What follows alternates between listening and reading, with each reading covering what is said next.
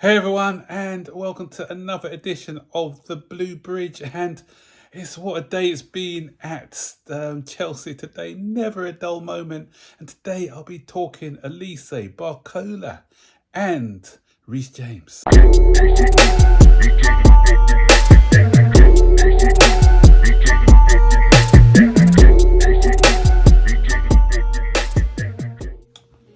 So being away all day, just got in, and you turn on the news, and it's just more and more Chelsea news coming in. More bad news day again. After yesterday, we reported about Lewis Hall, and the deal to Newcastle looks really close. So between 28 to 35 million pounds for Lewis Hall. The Chelsea fan base are still in a meltdown over that, but we've got to remember as well.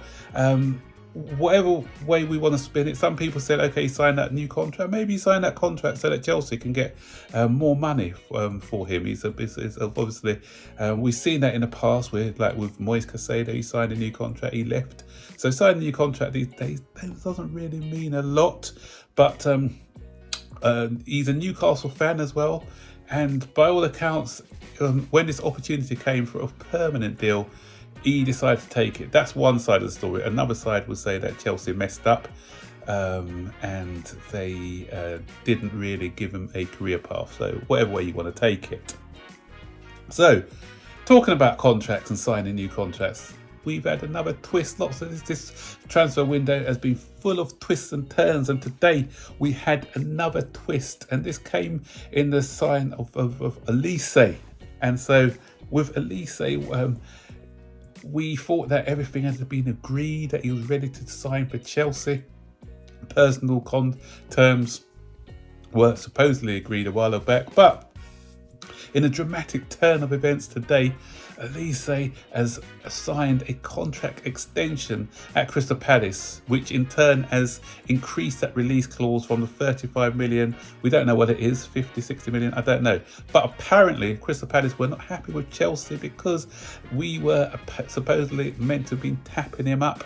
And that's how we found out about his release clause. But I don't understand that, because didn't Liverpool find out about McAllister's release clause because somebody must have told it to them? How would they have known what it was in the first place? And tapping up is something that goes around in football a lot, because what we saw with Mason Mount, did we give them permission to talk to Manchester United before they put in the bids? And we see that a lot. So back in the day, you used to seek permission from the club to speak to a player before you can even propose to them a bid. But now we're hearing personal terms are being agreed between a player, and then they go to the club to see whether they can negotiate a deal. So, has the club given them permission? I don't know. But Crystal Palace threatened to grass on Chelsea, go to a tribunal, and Chelsea dropped their bid for him. So again, it's whatever side of the story you want to believe. A lot of fans are disappointed that he's not coming. I'm sort of indifferent. He's a good player from what I've seen, don't get me wrong, but living near Crystal Palace, I know quite a lot of Crystal Palace supporters. So what I try to do, I like to hear it from their perspective or what they got to say about the player. Because obviously I only watch him whenever Palace are on TV or whatever, or the highlights reel, because you don't see them over the 90 minutes. One of my friends that said that he's quite predictable.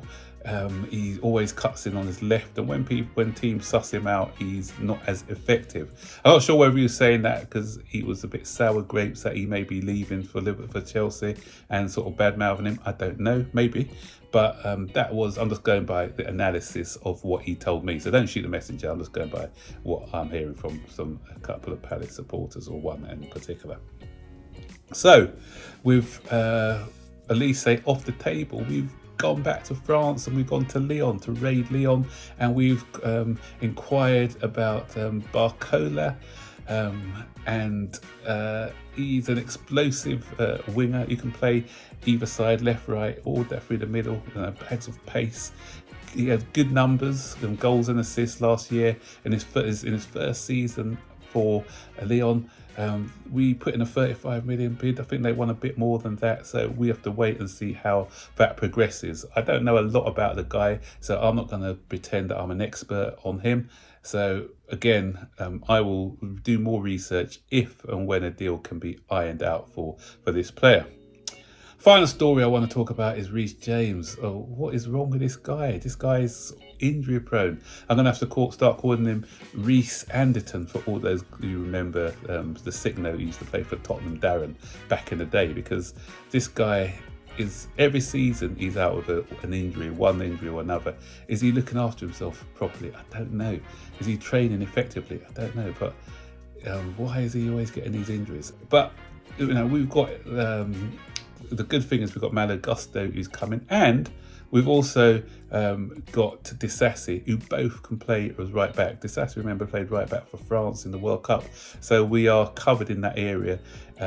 Okay, Reece James adds that bit of quality, because I think when he went off the other day and Gusto came on, there was a little drop in quality, but once he gets used to the Premier League, I feel that he can have a lot to offer us in that area. So I'm hoping that we can cope without Reece James. Some reports are saying it's going to be months. I don't know. I hope it's not months. But yeah, we'll see. So guys, what do you think about these stories? What do you think about the Olise deal? Are you unhappy about that? Are you devastated, or you're not too fussed about it? Barcola, do you know anything about him? If you do, what do you think he'll be a good fit for Chelsea, or do you feel that we need someone else? If there's someone else you think we need, stick it in the comment section below.